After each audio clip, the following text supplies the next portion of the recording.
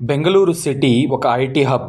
టెక్నాలజీకి, పబ్ కల్చర్కి ఈ సిటీ బాగా ఫేమస్. రోజంతా ల్యాప్టాప్ల ముందు కుస్తీ పడే ఐటీ ఉద్యోగులు రాత్రైతే పబ్బులలో రిలాక్స్ అవుతారు. కానీ ఆ రంగుల వెలుగుల వెనుక కొన్నిసార్లు కారు చీకటి లాంటి కుట్రలు జరుగుతుంటాయి. అప్పుడు సమయం ఉదయం 7 గంటలవుతుంది. అది బెంగుళూరులోని అత్యంత ఖరీదైన కోరమంగళ ఏరియా. అక్కడ ఒక లగ్జరీ అపార్ట్మెంట్లో ఒక మహిళ దారుణంగా హత్య చేయబడి ఉంది. ఆమె పేరు అంజలి. వయసు 30 ఏళ్లుంటాయి. ఆమె ఒక పెద్ద మహిళా వ్యాపారవేత్త. ఎవరో ఆమెను తన ఇంట్లోనే గొంతు కోసి చంపేశారు. ఇంట్లో దొంగతనం జరిగినట్టు ఏ విధమైనటువంటి ఆనవాళ్లు లేవు. తలుపులు కూడా పగలగొట్టలేదు. సరిగ్గా అదే సమయంలో బెంగుళూరుకి 60 కిలోమీటర్ల దూరంలో ఉన్న నంది హిల్స్ అటవీ ప్రాంతంలో ఒక లోయలో పడి ఉన్న కారును పోలీసులు గుర్తించారు. ఆ కారు డిక్కీలో ఒక సూట్ కేస్ ఉంది. ఆ సూట్ కేస్ తెరిచి చూసిన పోలీసులకు వెన్నులో వణుకు పుట్టినట్టు అనిపించింది.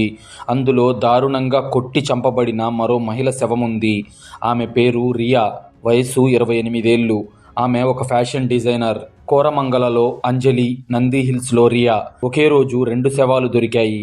ఈ 2 కేసులను టేకప్ చేశాడు Bengaluru crime branch ACP Prithvi. అతను ఈ 2 కేసులను వేరువేరుగా ఇన్వెస్టిగేషన్ చేయడం మొదలుపెట్టాడు. ఎందుకంటే ఆ ఇద్దరు మహిళలకు ఒకరితో ఒకరికి ఎలాంటి సంబంధం లేదు. కానీ పృథ్వీకి తెలియని విషయం ఏంటంటే ఆ 2 శవాల వెనక ఒక భయంకరమైన డీల్ దాగి ఉంది అని. ఆ డీల్ ఏంటి? అసలు కారణం లేకుండా హత్యలు చేయడం సాధ్యమేనా అనే ప్రశ్నలకు సమాధానాలు తెలుసుకునే ముందు మీరు గనుక ఇలాంటి రియల్ క్రైమ్ స్టోరీస్ రోజు వినాలి అనుకుంటే ఇప్పుడే ఈ వీడియోను లైక్ చేసి మా ఛానల్ను సబ్స్క్రైబ్ చేసుకోండి. ఈ కథలోకి వెళ్ళాలంటే మనం బెంగళూరు ఇందిరానగర్లో ఉంటున్న ఒక సాఫ్ట్వేర్ ఆర్కిటెక్ట్ జీవితంలోకి వెళ్ళాలి. అతని పేరు సిద్ధార్థ. ఇందిరానగర్లోని ఒక అపార్ట్మెంట్లో తన భార్య రియాతో కలిసి ఉంటున్నాడు. సిద్ధార్థ ఒక ఎంఎన్సీ కంపెనీలో సాఫ్ట్వేర్ ఆర్కిటెక్ట్. నెలకు లక్షల్లో జీతం. తన భార్య రియా అంటే అతనికి ప్రాణం. రియా ఒక ఫ్యాషన్ డిజైనర్. వాళ్ళిద్దరిది ప్రేమ పెళ్ళి. బయట నుంచి చూసే వాళ్ళది ఏ బాధ లేని ఒక పర్ఫెక్ట్ లైఫ్ అనిపిస్తుంది. కానీ సముద్రం పైన ప్రశాంతంగా ఉన్న లోపల అగ్నిపర్వతాలు బద్దలవుతున్నట్టు వాళ్ళ కాపురంలో కూడా ఒక చిచ్చు రగులుతుంది. కొంతకాలంగా రియా ప్రవర్తనలో చాలా మార్పులొచ్చాయి. సిద్ధార్థతో సరిగ్గా మాట్లాడకపోవడం, ఫోన్ పాస్వర్డ్స్ తరచూ మారుస్తూ ఉండటం, రాత్రిపూట ఆలస్యంగా ఇంటికి రావడం వంటివి చేస్తుండేది. ఒకరోజు సిద్ధార్థ ఆఫీస్ నుంచి త్వరగా ఇంటికి వచ్చాడు. రియా బాత్రూంలో ఉంది. అప్పుడే ఆమె ఫోన్కి ఒక మెసేజ్ వచ్చింది. దాంతో ఫోన్ స్క్రీన్ ఆన్ అయింది.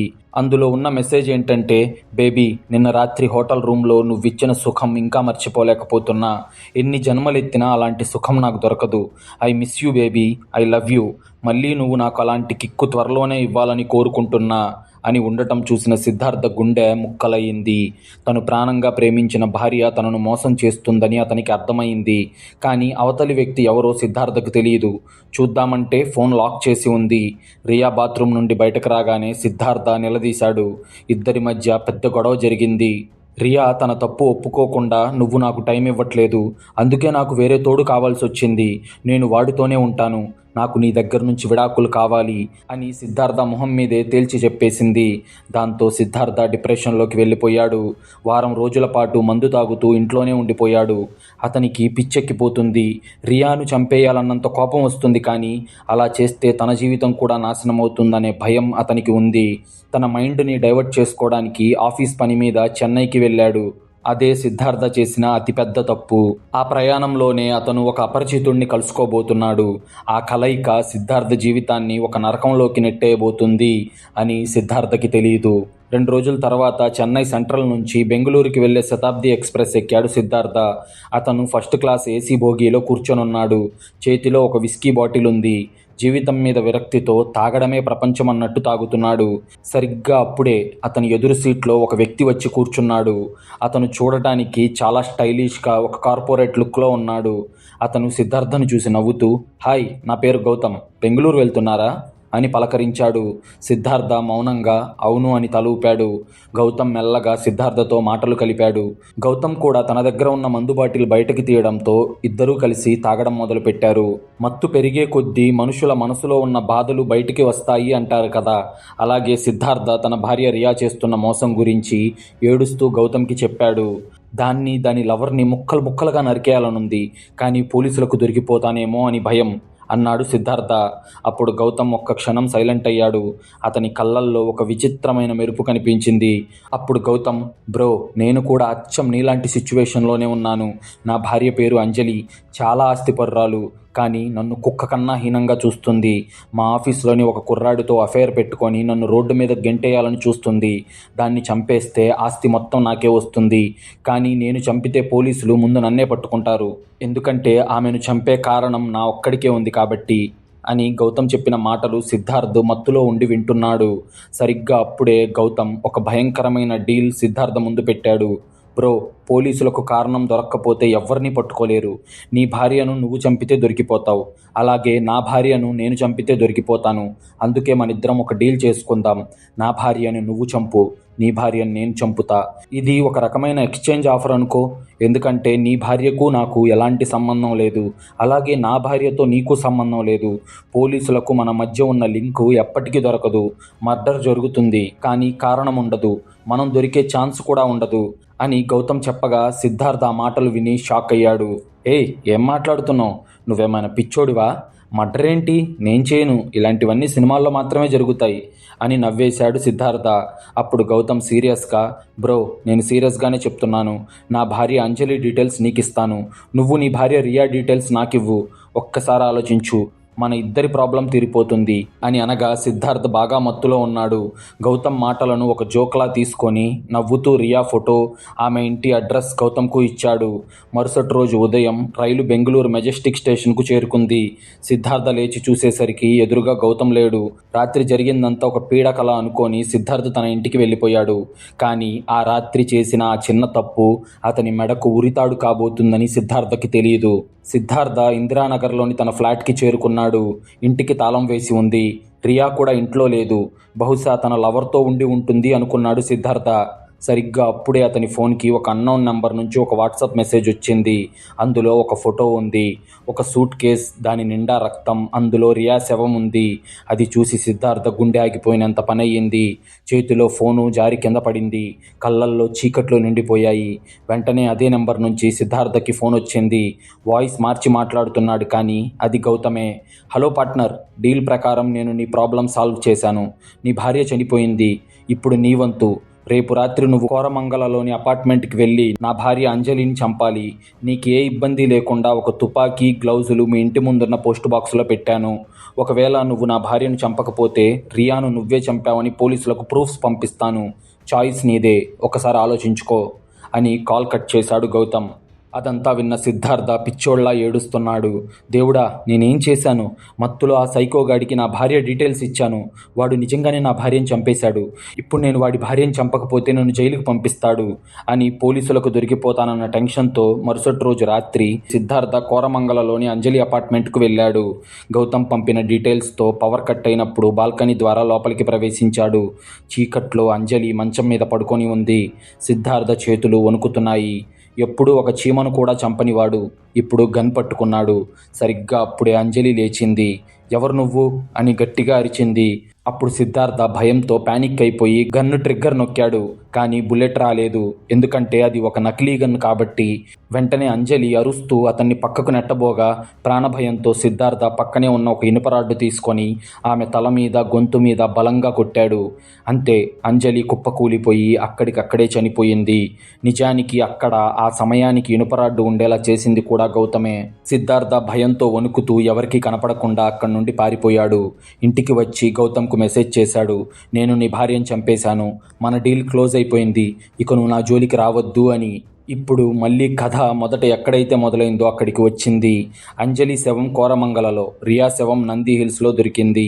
ఏసీపీ పృథ్వీ ఈ కేసును చాలా సీరియస్గా తీసుకున్నాడు.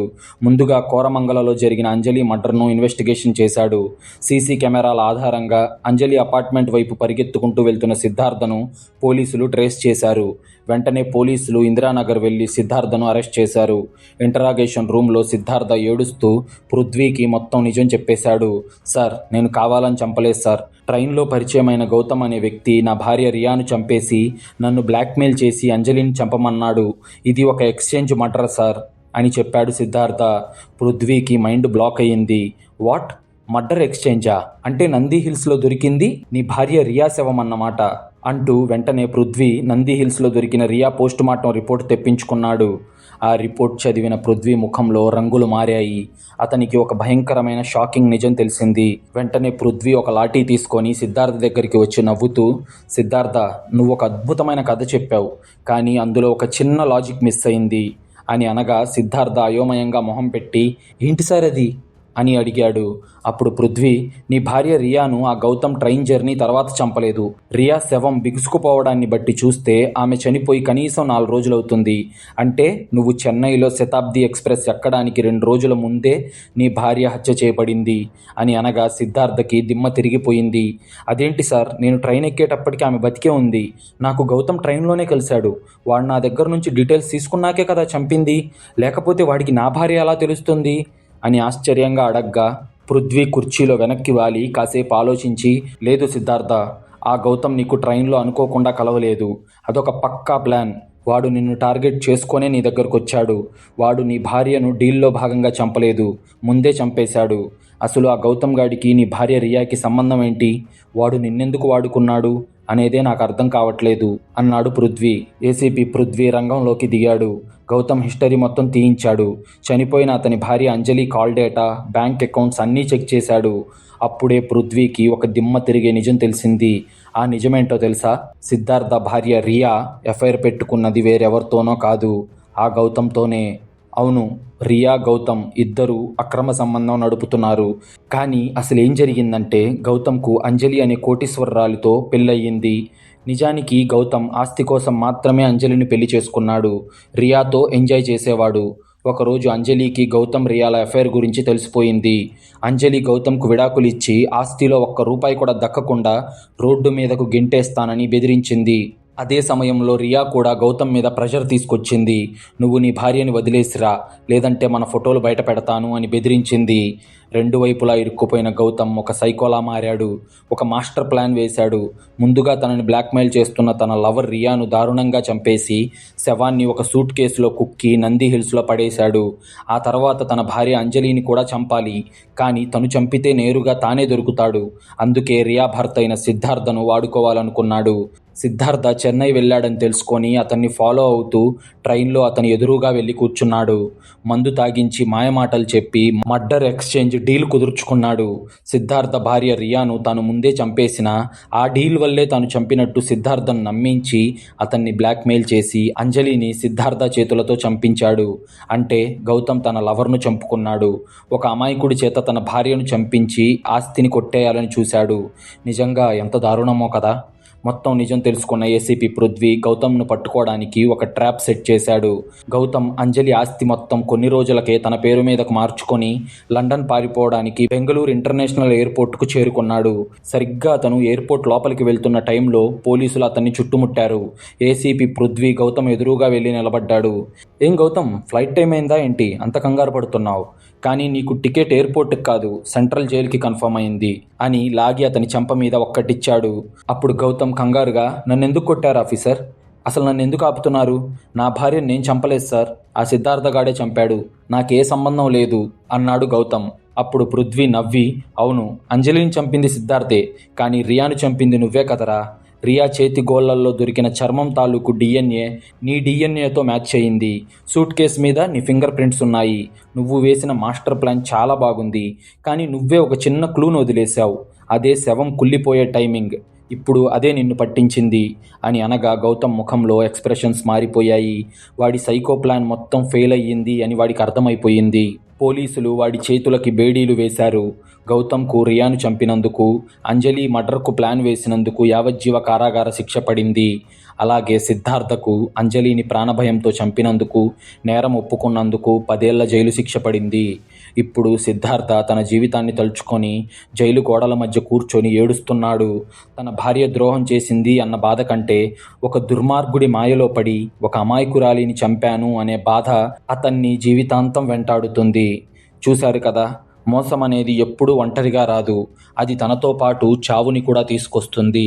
గౌతమ్ చేసిన మోసం 3 ప్రాణాలు తీసింది. కోపంలో, మత్తులో మనం తీసుకునే నిర్ణయాలు జీవితాలను ఎంత నాశనం చేస్తాయో చెప్పడానికి ఈ రియల్ క్రైమ్ స్టోరీనే ఒక ఉదాహరణ. మీకు గనుక ఈ రియల్ క్రైమ్ స్టోరీ నచ్చినట్లయితే ఇప్పుడే ఈ వీడియోను లైక్ చేసి ఇప్పుడే మా ఛానల్ను సబ్స్క్రైబ్ చేసుకోండి.